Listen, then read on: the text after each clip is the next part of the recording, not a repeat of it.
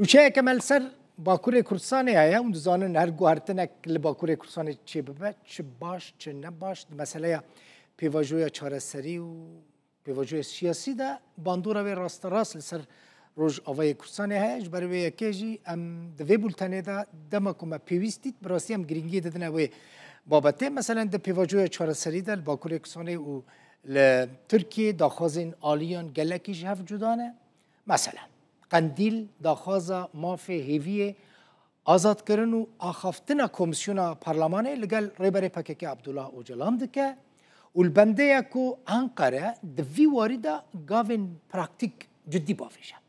هری داوی اندام کمیته نواندی پکک هلین امید گوت اگر جبر داخواز آزادی فیزیکی اوجلان جبر وی که پیواجو تک بچه و گوت بو بلا تک بچه. سروک پارتیا سعادت جدید بیجه گریدان پیواجوی با آزادی اوجلان و به خیانتا لدیجی پیواجوی شاشتیا کم از نکوت. پارتیا یعنی دن رفاجی پیشنیار دکه که آزاد کردن اوجلان و مافی هیویجی ببن رفراندوم جه خلقه پرس بکن که خلق چد بیجه. بنیر اگر لوی داره گاوک جبو عاشتیه جبو پیواجوی سیاسی چاره سرکرنی وره آویتن هونی ببینن لجمل روجاوای کردستان جی تشتین باش چید بن نه تنه روجاوا لوی داره لباشوری کردستان جی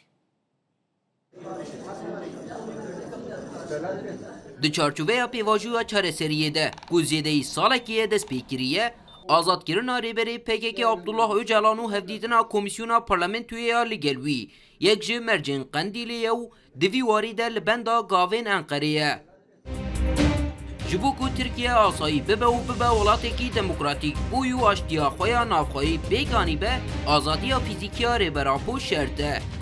اگر جبرکو آزادی فیزیکی ریبراپو تخواستن پیواجو تک بچه بلا تک بچه.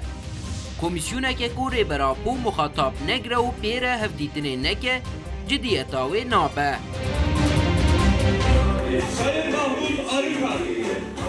وی داخوازا پکک لنافخوی Türkiye karvedanın beşekci opozisyonu ile peyxuanin. Bütün süreci Öcalan'ın özgürlüğüne indirgemek... Giredana hamu pevajoye be azadiye Öcalan ve bir yek gotini debe be xiyanetkerina pevajoye. Dvereya gojebo avakirina yekitiya civakiyu beratiye dest pekiriye dve azadkerina keseki bte awayi ne be dest keft. Jibo pevajoye ditina Öcalan veki yekane makam şaşitiye kemezine. لسروکی پارتیا yeniden رفاه لسر آزاد کردن اوجلان پیشنیاره که بالکش هیا. فاتی هرباکان ده پیوینه که خویا لگل مدیا ترکیه ده دبیجه. بو بیناک ده گوتنکو هم ده پیواجوی ده جبو کسیم بشداری تروری نبونه و کادروین سرکرده عفوی بینن. ام به یکی جگل بپرسن و ببن رفراندومه. اگر پیویز بکه اما فی هیویه جبو عبدالله اوجلان جی جگل بپرسن.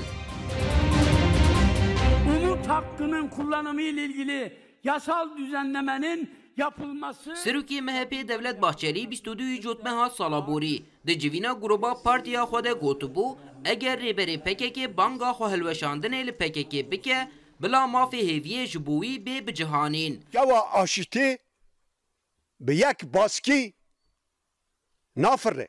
Berpirsên PKK jî di piraniya daxuyaniyên xwe de wan gotinên Bahçelî bibîrtînin û dibêjin Abdullah Öcalan ew bankir û wan jî pêwîstiyên wê bicihanîne niha doriya dewletê ye. Ferdî Sak Rûdaw